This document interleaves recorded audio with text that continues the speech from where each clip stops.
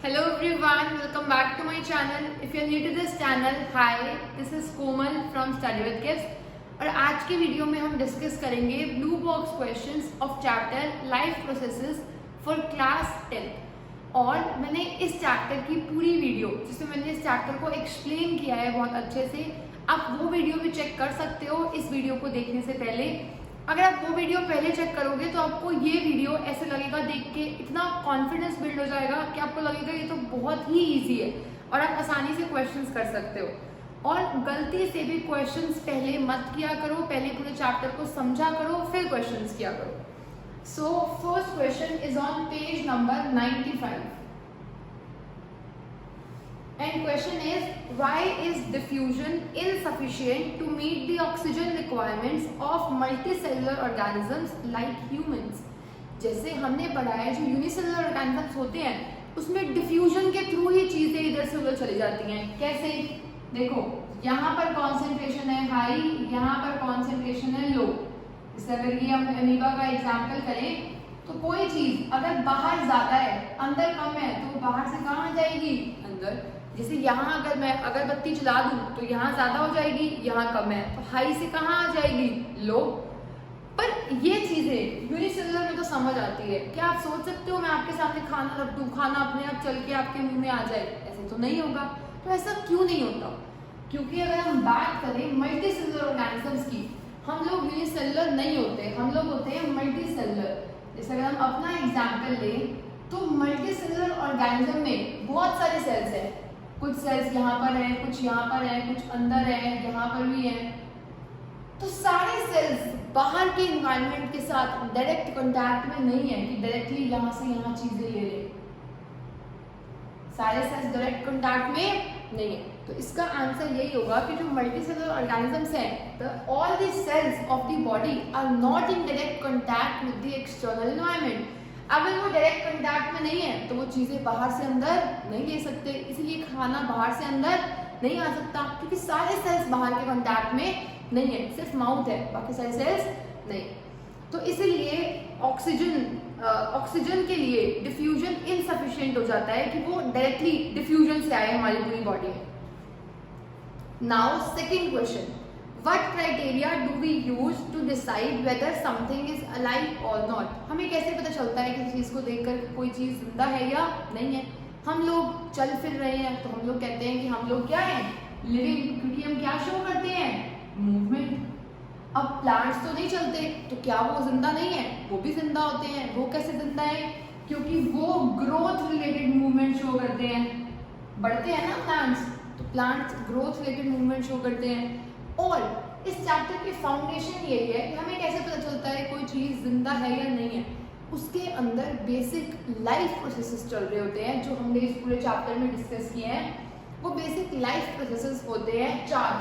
First होता है nutrition, मतलब खाना ले रहा होगा वो प्लांट, जिंदा रहने के लिए खाना चाहिए। तो अगर खाना है उसके पास खाना खा रहा है वो बंदा तो जिंदा है। Second, respiration. रेस्पिरेशन में मेजर पार्ट आ जाएगा ब्रीदिंग। अगर सांस ले रहा है तो जिंदा है, पता चल जाता है कि कोई बंदा सांस ले रहा है तो जिंदा है। थर्ड, ट्रांसपोर्टेशन, मतलब कुछ चीजें इधर से उधर जा रही है, जैसे हमारी बॉडी में ब्लड फ्लो कर रहा है, ट्रांसपोर्टेशन है तो बंदा जिंदा है। फोर्थ होता है एक्सक्रीशन, अगर बॉडी से वेस्ट प्रोडक्ट्स बाहर जा रहे हैं तो भी बंदा क्या है? अलाइव। तो यही क्राइटेरिया हम यूज करते हैं, या तो मूवमेंट या बेसिक लाइफ प्रोसेसेस, जिससे हमें पता चलता है कि कोई भी बंदा जिंदा है या नहीं। Third question, what are the outside raw materials used by an organism? कोई भी एक ऑर्गेनिज्म होता है वो बाहर से कुछ मटेरियल्स को यूज करता है। क्या क्या यूज करता है?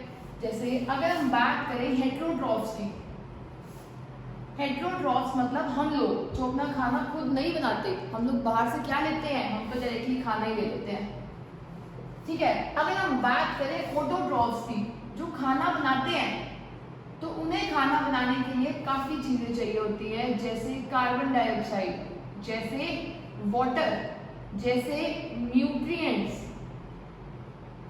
प्लांट्स को खाना बनाने के लिए क्लोरोफिल भी चाहिए होती है, पर क्लोरोफिल से बाहर से नहीं मिलती। वो अगर प्लांट ग्रीन है तो उसके पास क्लोरोफिल खुद से होगी। तो बेसिक रिक्वायरमेंट ऑटोट्रॉफ्स को क्या क्या चाहिए होंगे, कार्बन डाइऑक्साइड जो उसे मिलती है स्टोमेटा के थ्रू। आपने सुना होगा ना कि लीफ पर छोटे छोटे पोर्स होते हैं जिसके थ्रू गैसेस अंदर बाहर जाती हैं, तो वो क्या होता है स्टोमेटा। और अगर हम वाटर की बात करें तो वाटर कहाँ से मिलता है, सॉइल से। न्यूट्रिएंट्स भी कहाँ से मिलते हैं, सॉइल से। और एक उन्हें खाना बनाने के लिए सनलाइट भी चाहिए होती है जो कहाँ से मिलती है, सन की एनर्जी से। तो ऑटोट्रॉफ्स को खाना बनाने के लिए ये बेसिक रॉ मटेरियल्स चाहिए होते हैं। फोर्थ क्वेश्चन है, what process would you consider essential for maintaining life. कैसे आप किन लाइफ प्रोसेस से आप बताओगे कि वो जरूरी है जिंदा रहने के लिए। तो यही 4 लाइफ प्रोसेस होते हैं, nutrition, respiration, transportation and excretion. इन सब की डिटेल के लिए आप वो वीडियो रेफर कर सकते हो, आपको बहुत अच्छे से समझ आ जाएगा उस वीडियो में। Now next question is on page 101।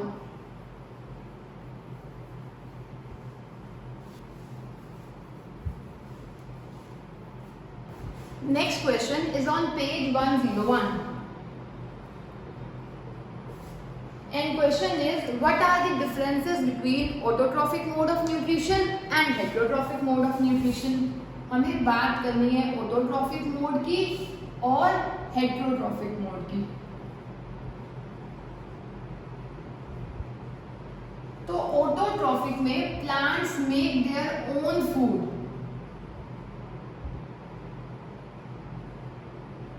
और हेटेरोट्रॉफिक में अपना खाना खुद नहीं बनाते। हम लोग क्या खाना खुद बनाते हैं, किचन में खाना बनाने को खाना बनाना नहीं कहते, प्रोड्यूस करना नहीं कहते, वो कौन करते हैं, ऑटोट्रॉफ्स। और हेटेरोट्रॉफ्स डिपेंडेंट होते हैं ऑटोट्रॉफ्स पे खाना बनाने के लिए। अगर हम ऑटोट्रॉफ्स की बात करें तो उन्हें चाहिए होती है सनलाइट, CO2 खाना बनाने के लिए, और हेटेरोट्रॉफ्स को ऐसा कुछ भी नहीं चाहिए होता। ऑटोट्रॉफ्स की अगर हम एग्जाम्पल की बात करेंगे तो आएंगे प्लांट्स, और हेटेरोट्रॉफ्स में कौन आ जाएंगे, एनिमल्स। ये तो 3 बेसिक डिफरेंस हो गए इन तीनों के बीच में जो आपको लर्न करने हैं कि ये ऑटोट्रॉफ्स और हेटेरोट्रॉफिक्स में डिफरेंसेस हैं। नेक्स्ट अगर हम बात करें इसमें तो ग्रीन प्लांट्स के साथ आप कुछ एल्गे भी होते हैं जैसे ब्लू ग्रीन, तो वो भी अपना खाना खुद बना सकते हैं, आप उसका एग्जाम्पल भी लर्न कर सकते हो। Second question, where do plants get each of the raw materials required for photosynthesis. वही क्वेश्चन जो मैंने आपको भी पहले एक्सप्लेन किया था, प्लांट्स को कहाँ से मिलते हैं रॉ मटेरियल्स। तो रॉ मटेरियल्स चाहिए कौन से होते हैं प्लांट्स को, CO2, और वो कहाँ से मिलता है, स्टोमेटा। वाटर चाहिए होता है, वो कहाँ से मिलता है, रूट्स। मिनरल्स चाहिए होते हैं, वो कहाँ से मिलते हैं, सॉइल। क्लोरोफिल चाहिए होती है, वो प्लांट के पास खुद होती है, जो प्लांट्स कैसे होते हैं, ग्रीन। और अगर हम एक और चीज की बात करें तो उनके पास उन्हें चाहिए होती है सनलाइट, जो कहां से मिलती है, सन से। तो ये बेसिक रॉ मटेरियल्स होते हैं जो प्लांट्स को चाहिए होते हैं, कहाँ क्या करने के लिए, खाना बनाने के लिए। Now third question is, what is the role of acid in our stomach. हमारे पेट में ना एसिड रिलीज होती है, कौन रिलीज करता है एसिड, एसिड रिलीज करता है स्टमक। स्टमक के पास का जो ग्लैंड होता है उसे हम बोलते हैं गैस्ट्रिक ग्लैंड, और वो सिक्रीट करता है HCl को। अब HCl का काम क्या होता है, HCl इसलिए सिक्रीट होती है, एक तो हम जब भी कुछ खाना खाते हैं तो कुछ ना कुछ जर्म्स हमारे माउथ में आ सकते हैं, तो ये उन जर्म्स को, बैक्टीरिया को किल करने के लिए होता है। और इसका रोल क्या होता है, HCl इसलिए रिलीज होती है क्योंकि हमारी बॉडी में एक एंजाइम होता है पेप्सिन, और उसकी शर्त है कि वो तभी काम करेगा जब मीडियम कैसा होगा, एसिडिक। तो HCl इसलिए रिलीज होती है स्टमक में to make the medium acidic,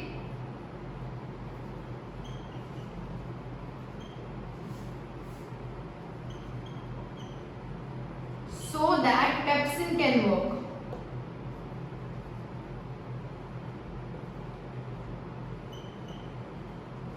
इसलिए क्या रिलीज होती है, एक तो HCl रिलीज होती है। तो हमने ये 2 फंक्शंस कर लिए, role of acid in our stomach. Next question is, what is the function of digestive enzymes. हमारी बॉडी में ना बहुत सारे एंजाइम्स रिलीज होते हैं, बहुत सारे एंजाइम्स होते हैं, वो क्यों होते हैं। एंजाइम्स का काम होता है कॉम्प्लेक्स चीजों को ब्रेक करके सिंपल में कन्वर्ट करना। एक्चुअली में होता क्या है, हम जो भी खाना खा रहे हैं वो सिंपल चीज़ें नहीं होती, वो कॉम्प्लेक्स चीज़ें होती हैं। पर हमारा ब्लड इतनी कॉम्प्लिकेट चीज़ों को एब्जॉर्ब नहीं कर सकता, तो पहले एंजाइम्स उन्हें तोड़ते हैं, उन्हें तोड़ के सिंपल बना देते हैं ताकि ब्लड उसे एब्जॉर्ब कर सके। तो यही था what is the function of digestive enzymes.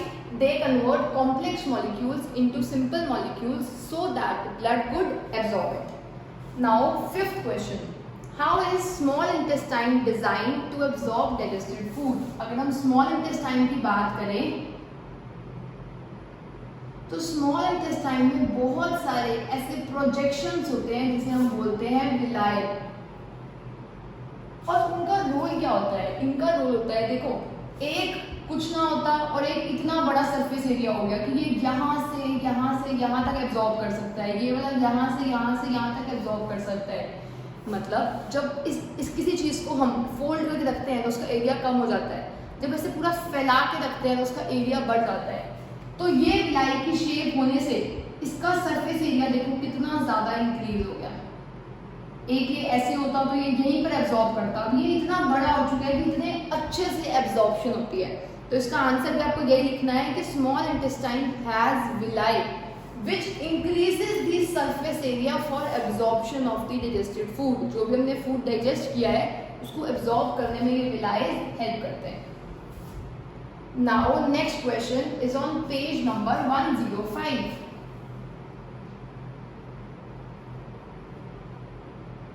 अभी तक जो हमने क्वेश्चंस किए थे वो डाइजेशन के थे। नेक्स्ट क्वेश्चंस जो हैं वो है रेस्पिरेशन के। तो पहले हमने डाइजेशन यानी न्यूट्रिशन कर लिया, अब हम कर रहे हैं रेस्पिरेशन के questions. What advantage over an aquatic organism does a terrestrial organism have with regard to obtaining oxygen for respiration? मतलब एक्वेटिक एनिमल्स के पास, एक्वेटिक एनिमल्स से ज़्यादा टेरेस्ट्रियल एनिमल्स मतलब जो लैंड पे रहते हैं उनके पास ना एक एडवांटेज होती है। किससे? जो पानी में रहते हैं उनसे। जो लैंड पे रहते हैं उन्हीं को बोलते हैं टेरेस्ट्रियल एनिमल्स। तो उनसे ज़्यादा एडवांटेज होती है एक्वेटिक एनिमल्स के पास। उनके पास एडवांटेज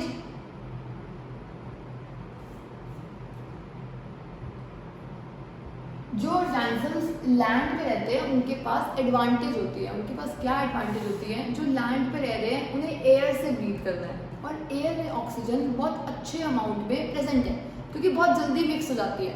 पर अगर हम बात करें ऐसे ऑर्गेनिजम्स की जो वाटर में रह रहे हैं, उन्हें ऑक्सीजन चाहिए पानी से, और पानी में डिजॉल्व ऑक्सीजन इतनी ज़्यादा नहीं होती है, तो उन्हें अपना ब्रीदिंग रेट बहुत जल्दी करना पड़ता है ताकि वो ऑक्सीजन ले सके। मतलब हमारे पास एक एडवांटेज है कि ऑक्सीजन है, हमें पता ही नहीं चल रहा कि हम कब इनहेल कर पा रहे हैं क्योंकि बहुत ज़्यादा अमाउंट में ऑक्सीजन है, पर पानी में इतनी ऑक्सीजन सॉल्यूबल नहीं है। तो उनके पास एक डिसएडवांटेज है, तो उन्हें अपना ब्रीदिंग रेट फास्ट करना पड़ता है। ये भी एक क्वेश्चन आ सकता है। Next question is question number 2। What are the ways in which glucose is oxidized to provide energy in various organisms? Glucose किन वेज से ऑक्सीडाइज हो सकती है? इसके 3 वेज होते हैं और आपको ये पूरे अच्छे से लर्न करने हैं। पहले होता है ग्लूकोज। ग्लूकोज होता है C6H12O6। ये ब्रेक होता है पाइरूवेट में, और पाइरूवेट 3 कार्बन मॉलिक्यूल होता है। इसके बाद फर्दर ब्रेक भी हो सकता है, ठीक है। अगर ये ब्रेक होगा हमारे मसल्स में, या ये ब्रेक होगा हमारे सेल्स में, या ये ब्रेक होगा ईस्ट में। अगर हम मसल्स की बात करें तो ये होता है एब्सेंस ऑफ ऑक्सीजन, मतलब ऑक्सीजन की कमी। सेल्स में जब होता है तो होता है प्रेजेंस ऑफ ऑक्सीजन। और अगर हम बात करें ईस्ट में तो उसमें तो एब्सेंट ही होता है, लैक ऑफ ऑक्सीजन। तो सब में अलग अलग चीजें बनती हैं। पहले ग्लूकोज है, कॉम्प्लेक्स मॉलिक्यूल है, टूटता है पाइरूवेट में, फिर पाइरूवेट ब्रेक होता है, मसल सेल्स में ब्रेक हो सकता है, सेल्स में हो सकता है, ये ईस्ट ऑर्गेनिज्म में हो सकता है।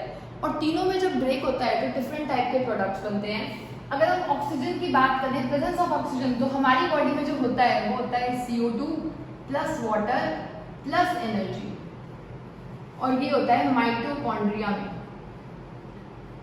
जिसकी वजह से बहुत ज्यादा एनर्जी रिलीज होती है क्योंकि इसको बोलते हैं power house of the cell.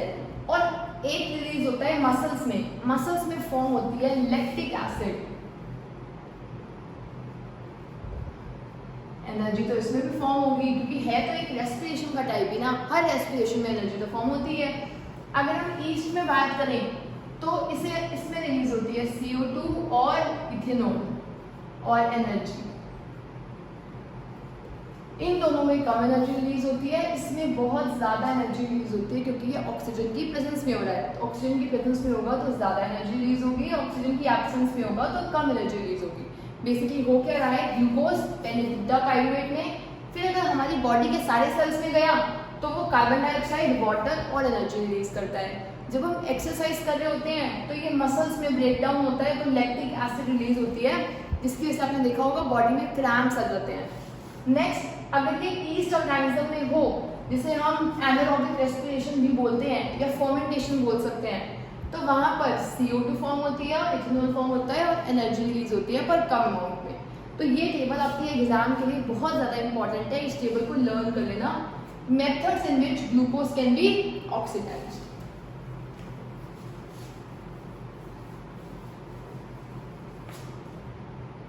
Now next question is, how is oxygen and carbon dioxide transported in human beings? Oxygen कैसे ट्रांसपोर्ट होती है, कार्बन डाइऑक्साइड कैसे ट्रांसपोर्ट होती है? ऑक्सीजन ट्रांसपोर्ट होती है ब्लड में, RBC होता है और RBC में एक पिगमेंट होता है हीमोग्लोबिन,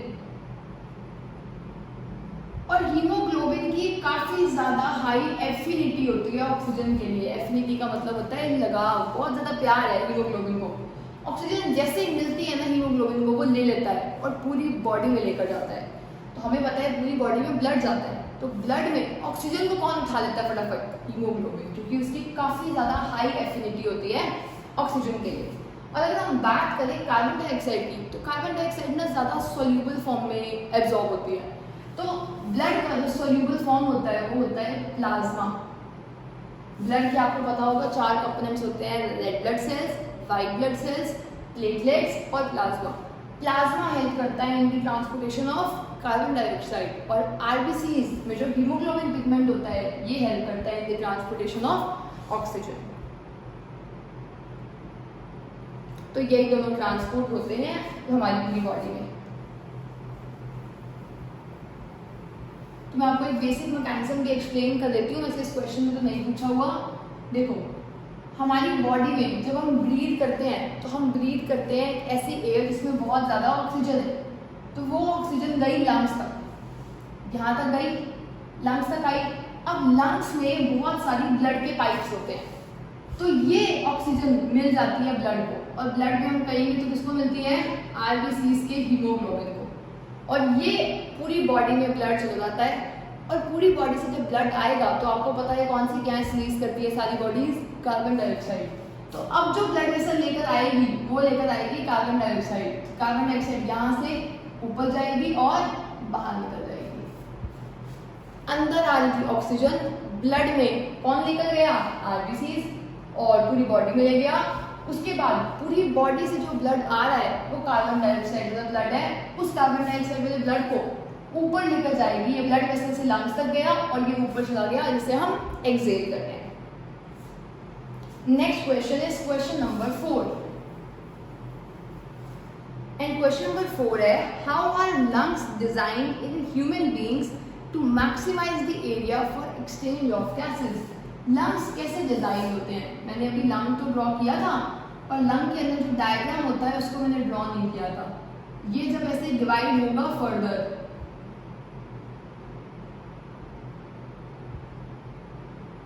जब ये हम देखें तो इसके एंड पे आपको मिलेंगे बैलून शेप स्ट्रक्चर्स।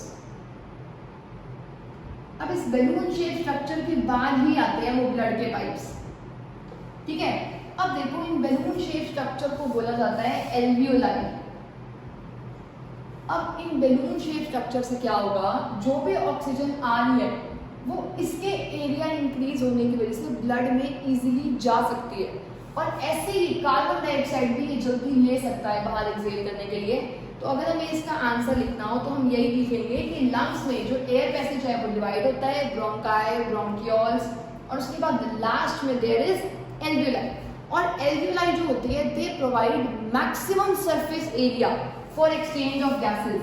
अब ये अंदर आई ऑक्सीजन को दे देगा, कार्बन डाइऑक्साइड को ले लेगा और वापस बाहर छोड़ देगा। तो एल्वियोलाई रोल प्ले करता है क्योंकि इसका एरिया ज़्यादा होता है, तो ये एक्सचेंज ऑफ गैसेस में बहुत ज़्यादा हेल्प करता है। और आपको याद रखना है कि एल्वियोलाई की जो वॉल्स होती हैं वो भी थिन होती हैं। अब पतली चीज़ें तो एक्सचेंज हो सकता है ना, मोटी होती तो जाती ना, यहाँ से यहाँ गैस ना जाती। तो इसकी थिन वॉल्स होती हैं जो हेल्प करती हैं कि गैसेस का एक्सचेंज हो सके। और एक और पॉइंट लिख सकते हो, एल्वियोलाई जो होती है they are enriched with blood vessels. बहुत सारे ब्लड के पाइप्स होते हैं, यहाँ से ऑक्सीजन आई, यहाँ तक आई, उसके बाद ये भेज देगी, इतने सारे ब्लड के पाइप्स हैं। तो they are enriched with blood vessels. Blood vessels मतलब ब्लड कैरिंग पाइप्स, तो उसने भेज देती है ये।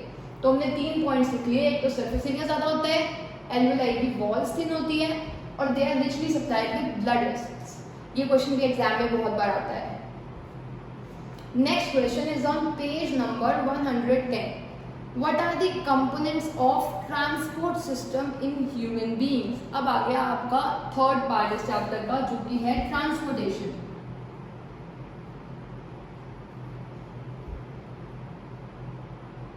और ट्रांसपोर्टेशन का क्वेश्चन है कि ट्रांसपोर्ट सिस्टम ह्यूमन बींग्स में क्या क्या कंपोनेंट्स रोल प्ले करता है। तो अगर हम बात करें तो ट्रांसपोर्टेशन में आएगा आपका ब्लड वेसल्स। इसको हम डिटेल में जब चैप्टर कर रहे थे तब कर चुके हैं। ब्लड वेसल्स, हार्ट और एक और चीज होती है लिम्फ। अगर मैं आपको ब्रीफ में बताऊं तो जो ब्लड होता है, ब्लड के कंपोनेंट्स होते हैं आरबीसीज, डब्ल्यूबीसीज, प्लेटलेट्स और प्लाज्मा।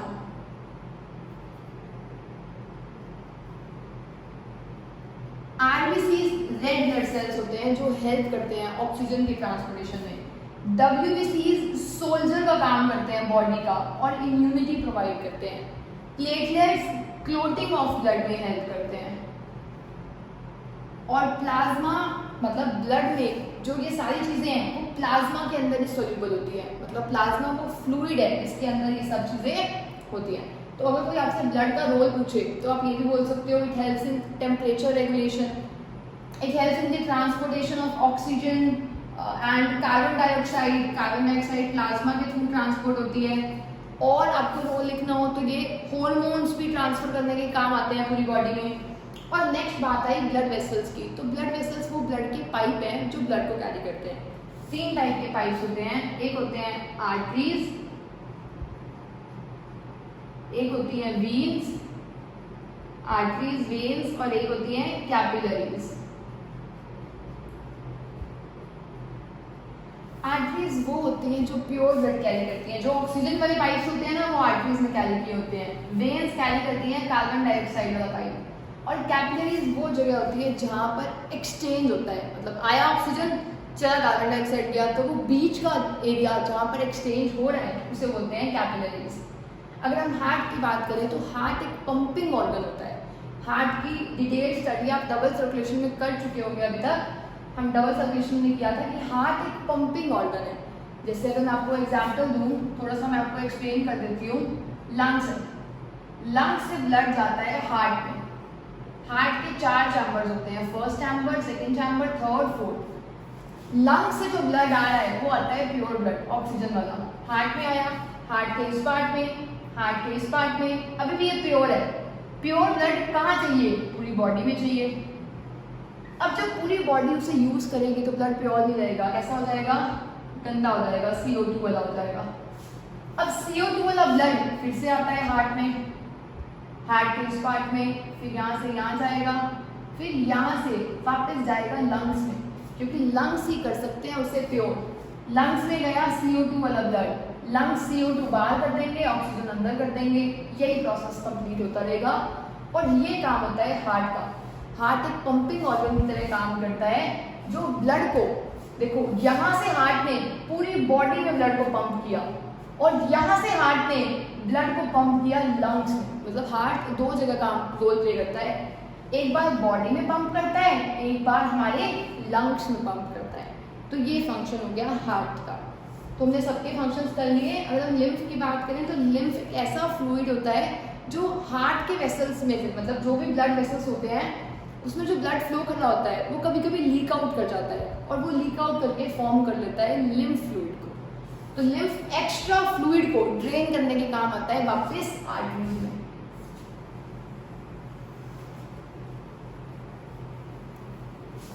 आई होप आपको ये क्वेश्चन अच्छे से समझ आ गया होगा, जिसमें हमने पूरा ट्रांसपोर्टेशन सिस्टम ब्रीफ में डिस्कस कर लिया। Next question is why is it necessary to separate oxygenated blood from deoxygenated blood in mammals and birds. अगर आपको भी ये डायग्राम याद हो तो मैंने ना यहाँ पर ऐसे ड्रॉ किया हुआ था, इस लाइन में इन दो पार्ट्स को अलग किया हुआ था, लेफ्ट पार्ट को राइट पार्ट से। इधर पार्ट में था ऑक्सीजन वाला ब्लड, इधर पार्ट में था कार्बन डाइऑक्साइड वाला ब्लड। ये अलग अलग क्यों है? मिक्स भी तो कर सकते हैं, नहीं होती इनकी मिक्सिंग। अगर हम बात करें ह्यूमन बींग्स की, मैमल्स की, बर्ड्स की, तो उसमें मिक्सिंग टॉलरेट नहीं होती। क्यों नहीं होती? क्योंकि हम लोगों को ना बहुत ज़्यादा प्योर ऑक्सीजन चाहिए होती है। मतलब हमें मिक्स ऑक्सीजन नहीं चाहिए, हमें प्योर ऑक्सीजन चाहिए, क्योंकि उस ऑक्सीजन को यूज़ करके हम बहुत सारी एनर्जी रिलीज करते हैं। आपने पढ़ा होगा एनर्जी रिलीज होती है in the process of respiration. अब प्रॉब्लम क्या है? अगर हमें प्योर ऑक्सीजन नहीं मिलती तो उतनी एनर्जी भी रिलीज नहीं होगी। अब प्रॉब्लम है हमें एनर्जी ज़्यादा क्यों चाहिए? क्योंकि हम लोग वार्म ब्लडेड एनिमल्स हैं। वार्म ब्लडेड एनिमल्स ऐसे एनिमल्स होते हैं जिनको अपना टेम्परेचर भी खुद ही रेगुलेट करना होता है। अगर हम बात करें फिशेस की तो उन्हें अपना टेम्परेचर खुद रेगुलेट नहीं करना। जब टाइल्स बाहर के टेम्परेचर के हिसाब से उनकी बॉडी का टेम्परेचर चेंज हो जाता है, पर क्या मेरी बॉडी का टेम्परेचर सर्दियों में अलग होगा, गर्मियों में अलग होगा? नहीं, हमारी बॉडी का टेम्परेचर बाहर का एटमॉस्फेयर रेगुलेट नहीं करता, हमें खुद अपनी एनर्जी से रेगुलेट करना होता है। तो अगर हम बात करें कि हमें सेपरेट क्यों करना है, because we have high energy needs, हमारी एनर्जी नीड्स ज़्यादा है, so we need efficient and pure supply of oxygen. तो इसीलिए हम मिक्सिंग को टॉलरेट नहीं कर सकते। Now third question is what are the components of transport system in highly organised plants. Highly organised plants में ट्रांसपोर्ट सिस्टम होता है जो इंक्लूड करता है जाइलम को और फ्लोएम को, जिसमें जाइलम ट्रांसपोर्ट करता है वाटर एंड मिनरल्स और फ्लोएम ट्रांसपोर्ट करता है, देखो नाम में फ्लो है, फ्लोएम ट्रांसपोर्ट करता है फूड को। और फूड ट्रांसपोर्ट जो होता है वो ऊपर भी हो जाता है, नीचे भी हो जाता है। मतलब अगर इस लीफ ने फ्रूट खाना बनाया है तो वो ऊपर भी जा सकता है, नीचे भी जा सकता है। पर जो वाटर और मिनरल्स की ट्रांसपोर्टेशन होती है ये सिर्फ नीचे से ऊपर तक होती है। इसे बोलते हैं यूनिडायरेक्शनल, इसे बोलते हैं बाई डायरेक्शनल। फ्लोएम में जो मेन काम करते हैं वो करते हैं सीव ट्यूब्स और कंपेनियन सेल्स। अगर हम बात करें जाइलम की तो जो जाइलम में मेन काम करते हैं उनका नेम होता है ट्रैकीड्स और वेसल्स। तो हमने देखा कि हाईली ऑर्गेनाइज्ड प्लांट्स में जाइलम और फ्लोएम होते हैं। फ्लोएम फूड को ट्रांसपोर्ट करता है ऊपर भी और नीचे भी, और सीव ट्यूब्स और कंपेनियन सेल्स की हेल्प से करता है। और जाइलम ट्रांसपोर्ट करता है वाटर और मिनरल्स, और ये कर पाता है using tracheids and vessels. Next question is how are water and minerals transported in plants. Plants में वाटर और मिनरल्स ट्रांसपोर्ट तो करता है जाइलम, पर ये ट्रांसपोर्टेशन होती कैसे है उसे हम देखते हैं। देखो इसके लिए ना दो थ्योरीज प्रपोज की गई है, मैं आपको दोनों थ्योरीज बता रही हूँ। एक थ्योरी के अकॉर्डिंग यहाँ पर एक लीफ है, यहाँ पर सन है, तो सन की वजह से जो लीफ होती है वो एक्स्ट्रा वाटर लूज कर देती है, जो हमने क्लास 9th में एक प्रोसेस किया था जिस प्रोसेस का नेम था ट्रांसपीरेशन। मतलब इस लीफ से पानी चला गया तो यहाँ पानी की कमी हो गई, कमी को हम बोलते हैं यहाँ हो गई पानी की लो कॉन्सेंट्रेशन। ये नीचे वाले को कहेगा मुझे पानी दे, यहाँ हाई कॉन्सेंट्रेशन है, यहाँ लो हो गई तो ऊपर जाएगा पानी। जैसे ही पानी ऊपर गया यहाँ लो कंसंट्रेशन हो गई, नीचे हाई हो गई, पानी ऊपर जाएगा। जैसे ही पानी ऊपर चला गया जो हाई था वो लो हो गया और नीचे वाला हाई हो गया, तो हाई से फिर से कहाँ जाएगा, लो। मतलब जैसे ही ऊपर से पानी लूज होता है वो एक पुश क्रिएट करता है, एक सक्शन क्रिएट करता है जो उसे कहता है नीचे से पानी खींचो, बाहर निकालो पानी को। तो एक थ्योरी ये प्रपोज की गई है कि ऐसे जाइलम ट्रांसपोर्ट कर पाता है कि पहले जो टॉप पे पानी लूज करती है वो नीचे वाले से पानी लेती है, वो नीचे से, वो नीचे से, वो नीचे से, और पूरे जाइलम के थ्रू वो ऊपर तक ट्रांसपोर्ट हो जाता है। तो ये तो है पहली थ्योरी जिसे हम बोलते हैं ट्रांसपिरेशन पुल थ्योरी। अगली थ्योरी है root pressure theory.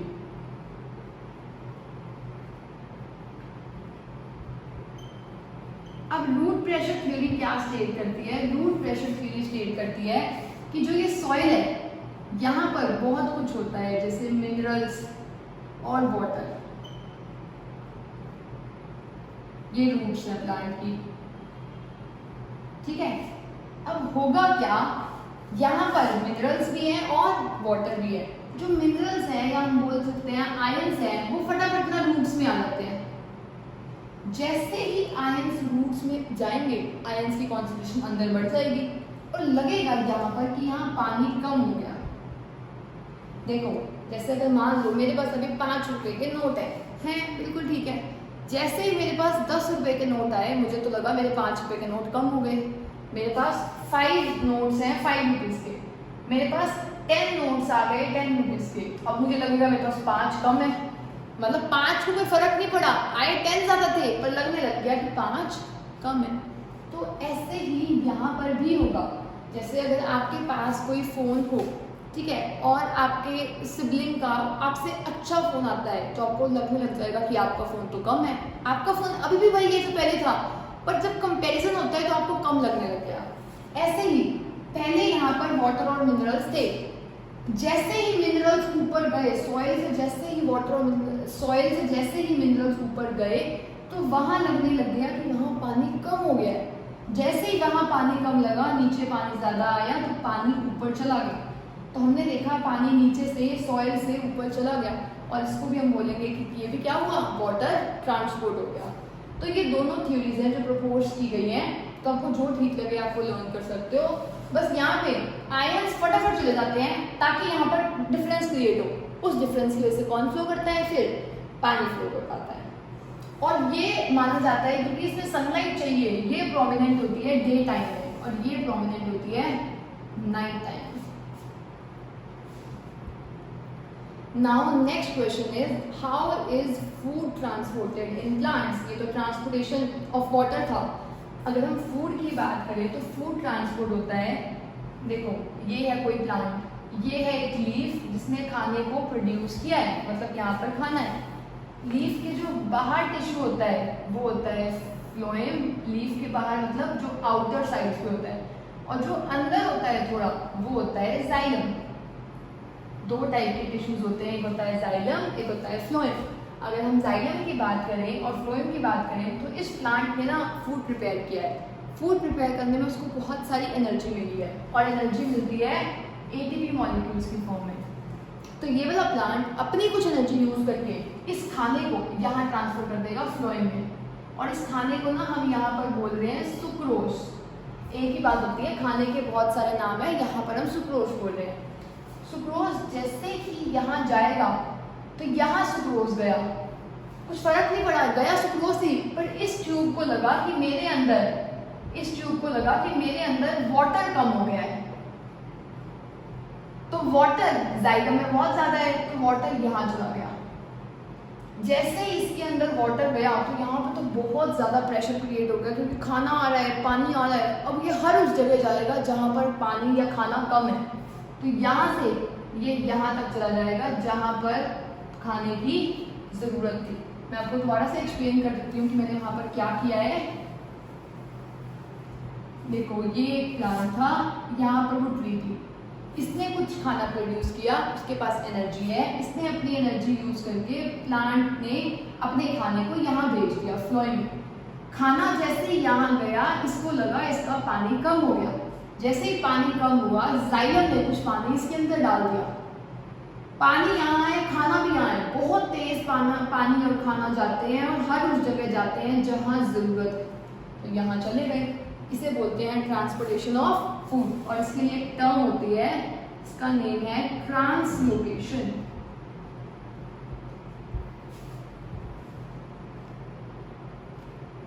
Now next question is on page number 112 और नेक्स्ट क्वेश्चन में हम आ चुके हैं एक्सक्रीशन पे, मतलब लास्ट लाइफ प्रोसेस पे।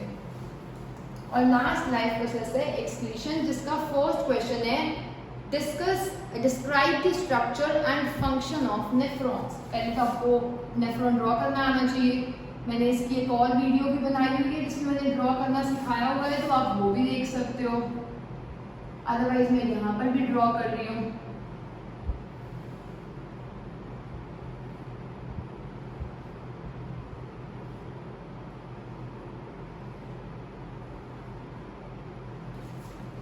ठीक है, तो ये होता है एक नेफ्रॉन। यहाँ से एक आर्टरी आ रही है और यहाँ पे होंगे बहुत सारे कैपिलरीज, इसे ग्लोमेरुलस बोलते हैं।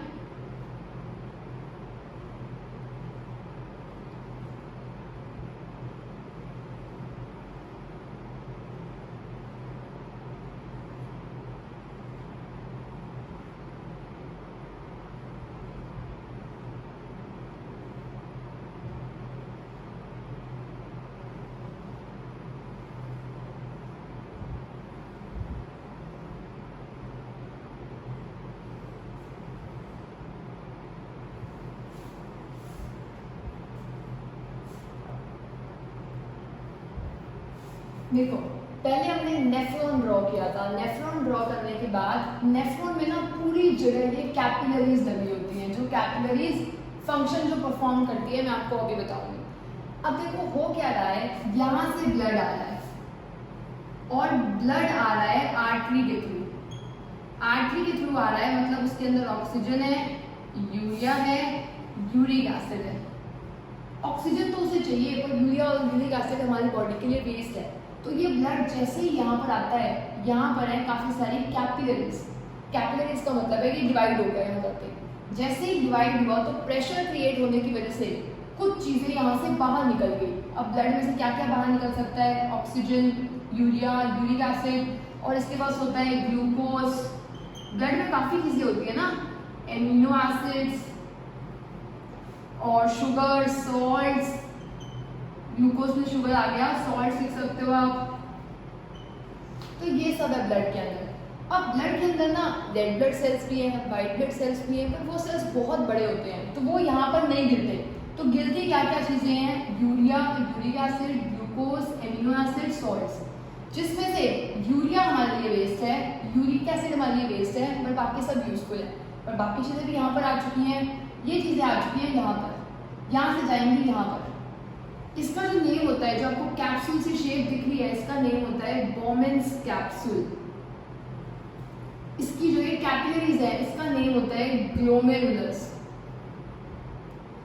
ठीक है, बोमेन्स कैप्सूल, ग्लोमेरुलस। यहाँ से आया, यहाँ से यहाँ गया, यहाँ से यहाँ नीचे आया। अब मैंने आपको बताया यहाँ से ये सारी चीजें आ चुकी हैं, पर ग्लूकोज, एमिनो एसिड और सॉल्ट्स तो हमारी बॉडी को चाहिए। तो ये जो ब्लड की पाइप्स हैं, ये यहाँ पर इसीलिए लगी हुई है कि जो भी यूजफुल चीजें आ गई हैं गलती से, वो ये दोबारा से खींच ले। कोई भी यूजफुल आया तो यहाँ चला गया, यहाँ चला गया, यहाँ चला गया, यहाँ चला गया, यहाँ चला गया। मतलब कुछ भी यूजफुल वेस्ट में नहीं जाएगा, और जो वेस्ट है वो यहाँ आता रहेगा, आता रहेगा, आता रहेगा, और यहाँ से जो वेस्ट है वो आके कलेक्ट हो जाएगा इसमें, जिसका नेम है कलेक्टिंग डक्ट। तो देखो हमारी किडनी है, अगर मैं यहाँ पर किडनी का डायग्राम ड्रॉ करूं तो ये है हमारी दो किडनीज। अब किडनी में होते हैं नेफ्रॉन्स, बहुत सारे नेफ्रॉन्स होते हैं किडनी में।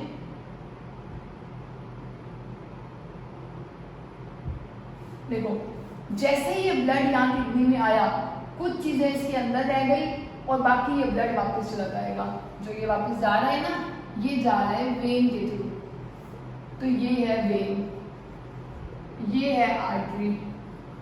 दोबारा से देखो, आर्टरी से प्योर ब्लड आ रहा है, आर्टरी से आया, प्योर ब्लड आया। प्योर ब्लड जैसे यहाँ की कैपिलरीज में गया, कुछ चीजें धक्के से अंदर चली गई। कुछ यूजफुल थी वो रीएब्सॉर्ब कर ली ब्लड ने, जो वेस्ट है वो आता रहेगा, आता रहेगा, आके कहाँ चला गया? कलेक्टिंग डक्ट में। फिर कलेक्टिंग डक्ट कनेक्टेड है इस यूरेटर पाइप से, ये पाइप कनेक्टेड है यूरिनरी ब्लैडर से।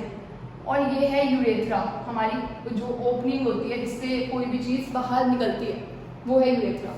तो यहाँ से आया यूरिया, यूरिक एसिड यहाँ जाएगा, यहाँ जाएगा, यहाँ चला जाएगा और बॉडी से बिल्कुल बाहर। पर जो ब्लड था, ब्लड आया ऑक्सीजन वाला था, जो वेन से जाएगा वो होगा कार्बन डाइऑक्साइड वाला, पर उसमें ना ही यूरिया होगा ना ही यूरिक एसिड होगा। तो नेफ्रॉन को कहा जाता है basic filtration unit of kidneys, क्योंकि ये ब्लड को फिल्टर करने का काम करते हैं, उससे नाइट्रोजनियस वेस्ट यूरिया और यूरिक एसिड को निकालने का काम करते हैं। तो हमारा क्वेश्चन था डिस्क्राइब करना था इसके स्ट्रक्चर्स को और नेफ्रॉन का फंक्शन बताना था, जो मैंने आपको पूरा बता दिया है। पहले होती है अल्ट्रा फिल्ट्रेशन, अल्ट्रा फिल्ट्रेशन के बाद होती है रीएब्जॉर्प्शन, उसके बाद ये रास्ते में कुछ आयंस भी सिक्रीट करते हैं ताकि ब्लड का पीएच बना रहे, यूरिन का जो पीएच है बना रहे यूरिन का।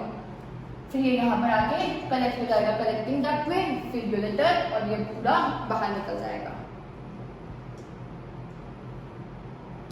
Next question is what are the methods used by plants to get rid of excretory products.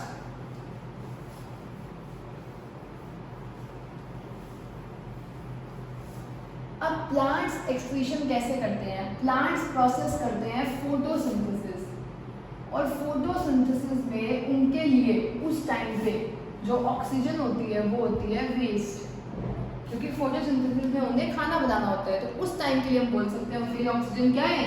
Waste. Respiration में वो ऑक्सीजन लेते हैं और कार्बन डाइऑक्साइड निकाल देते हैं, तो कार्बन डाइऑक्साइड उनके लिए क्या हो गया? वेस्ट। एक प्लांट के पास अगर कोई वेस्ट हो तो वो रेजिन्स या गम की फॉर्म में भी निकाल लेता है, या वो ना वैक्यूल के अंदर स्टोर कर लेता है। वैक्यूल अपने क्लास 9 के अंदर किया था, एक सेल ऑर्गेनेल होता है जो स्टोरेज में हेल्प करता है, ये उसके अंदर स्टोर कर लेता है और उस लीफ को ही छोड़ देता है जिसके अंदर इसने सब कुछ स्टोर कर लिया वैक्यूल के अंदर। नेक्स्ट होगा गम और प्लांट्स। ट्रांसपिरेशन आपने एक प्रोसेस किया था जिसमें प्लांट के पास जो भी एक्स्ट्रा वाटर होता है उसको यूज कर सकता है plant. Now next question is and the last question of this chapter, how is the amount of urine produce regulated. हमारी बॉडी में जो यूरिन प्रोड्यूस होता है वो कौन रेगुलेट करता है? वो रेगुलेट करती है किडनीज। अगर आपने देखा भी होगा, अगर उन्होंने बहुत ज़्यादा पानी पिया हो तो जो हमारा यूरिन होता है वो होता है डाइल्यूट, और अगर पानी बहुत कम पिया हो तो यूरिन होता है कॉन्सेंट्रेटेड। मतलब urine can be dilute as well as concentrated. Dilute मतलब पानी बहुत ज़्यादा है, कॉन्सेंट्रेटेड मतलब पानी बहुत कम है, और ये किडनीज रेगुलेट करती है या फिर एक हार्मोन रेगुलेट करता है, एडीएच हार्मोन। आप जब वो वीडियो देखोगे तो आपको एडीएच की फुल फॉर्म भी पता होगी, और यहाँ पर आपको कमेंट करके ज़रूर बताना है कि एडीएच की फुल फॉर्म क्या है। ये हार्मोन है जो हमारी बॉडी में सिक्रीट होता है अगर हमारी बॉडी में पानी कम हो तो ये रेगुलेट करता है कि यूरिन कैसा प्रोड्यूस होगा या कितना प्रोड्यूस होगा। सो हमने आज पूरा चैप्टर जिसके लाइफ प्रोसेसेस जो सबसे बड़ा चैप्टर है क्लास 10 का, उसके सारे ब्लू बॉक्स क्वेश्चंस कर लिए हैं। आई होप समझने के बाद, ये क्वेश्चंस करने के बाद आपको समझ भी आए होंगे। और इससे पहले मेरी रिक्वेस्ट है, पहले वो वीडियो देख लेना, आपको ये क्वेश्चंस करने की ज़रूरत भी नहीं पड़ेगी, आपको लगेगा आपको सब कुछ पहले से ही आता है। So thanks for watching, I hope you all have a nice day. Thank you.